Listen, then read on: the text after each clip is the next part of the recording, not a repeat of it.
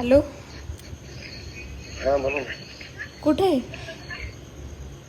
पुण्याला आहे. कस काय? आश्रम खोले ना तिकडं.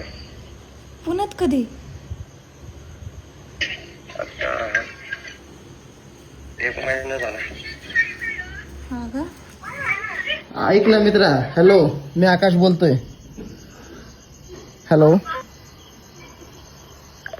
कट केला पण.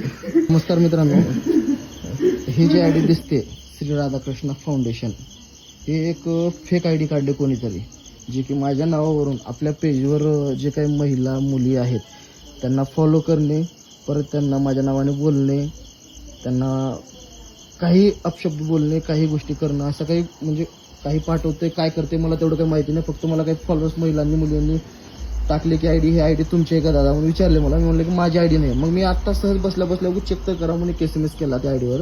रिप्लाय आला, म्हणजे मुलीच्या आयडीवर, बरं का, माझ्या आयडीवरून तर त्यांना रिप्लाय देत नाही. मी एका मुलीच्या आयडीवरून त्याला हाय पाठवलं. मग हायचा परत रिप्लाय आला बोल म्हणून. मग त्याला विचारलं की कुठं आहेस काय नाही, असं म्हणजे मुलगी जसं बोलते तसंच बोललं. मग तो बोलला पुण्यात आहे म्हणून. मग पुण्यात कसं काय म्हणलं, तर पुण्यात आश्रम चालू केलं असं बोलला. परत मी लगेच तो मोबाईल घेतला आणि हॅलो मी आकाश बोलतोय म्हणलं तरी त्यानं कॉल कट केला आणि मला SMS करून धमक्या देते. फक्त एवढीच विनंती आहे की या आयडीला रिपोर्ट करा. जर कोणी म्हणजे जर याच्यावरून SMS आला तुम्हाला काही बोललं केलं तर तो मी नाही आहे.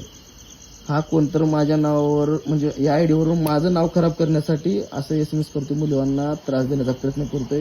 कोणा माहिती नाही, रिक्वेस्ट आहे, मी तर करत नाहीये. जर कोणी असेल तर जो कोणी असेल त्याने हे बंद करावं जे करतोय त्यानं, कारण माझं काम वेगळं. मित्रा, तू अशा गोष्टी करून मला त्रास देण्याचा प्रयत्न करू नकोस.